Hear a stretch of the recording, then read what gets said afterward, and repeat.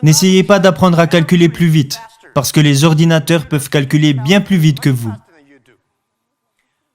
Essayez plutôt d'être créatif. Essayez plutôt d'être innovant. Essayez plutôt d'être constructif. Aujourd'hui, les personnes qui ont du succès, elles pensent à l'avenir.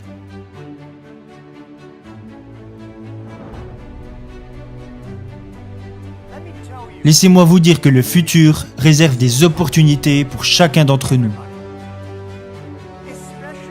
Et encore plus pour les jeunes, parce que vous n'avez rien à perdre. C'est ce que je me suis dit il y a 18 ans. Il y a 18 ans, je n'avais pas d'argent, alors je ne pouvais pas perdre d'argent. On n'avait pas de technologie, on n'aurait pas pu en perdre non plus. Mais nous avions la vision que dans 20 ans, le e-commerce et Internet allaient devenir quelque chose de grand. Alors si nous commencions à travailler, alors que beaucoup de personnes qui avaient du succès à l'époque n'aimaient pas la technologie, nous nous sommes lancés et nous savions que dans 10 à 20 ans, nous ferions partie des références dans le domaine du e-commerce et que d'ici 10 à 20 ans, nous connaîtrions le succès. Alors ne vous inquiétez pas de ce que vous réserve l'avenir, mais soyez prêts à façonner votre propre avenir.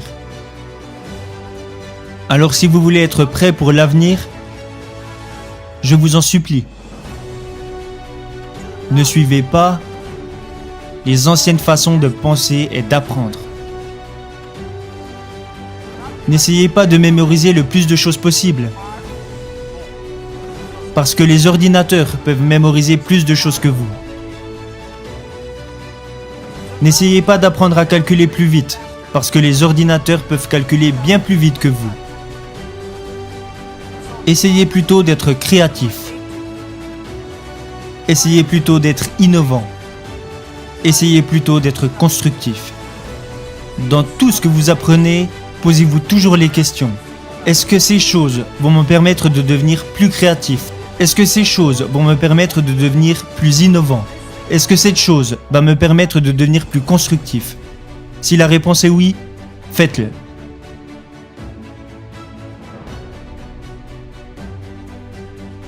Et je pense aussi que lorsque les autres personnes s'inquiètent, c'est là que les opportunités apparaissent. Laissez-les s'inquiéter. Les jeunes sont la solution pour notre avenir. Ils sont la solution pour toutes nos inquiétudes. Les jeunes, si vous restez à leur côté, vous devenez plein d'énergie. Mais le conseil que je donne aux jeunes, qui est également le conseil que j'ai suivi quand j'étais moi-même plus jeune, est que rien n'est facile, rien n'est gratuit. Si vous voulez connaître le succès, alors vous devez en payer le prix.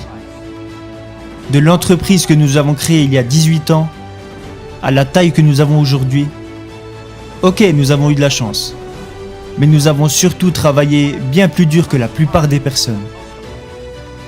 Nous ne nous sommes jamais endormis quand la nuit tombait. J'ai passé l'année dernière plus de 860 heures en avion, dans les nuages. Je travaille dur. Nos équipes travaillent très dur.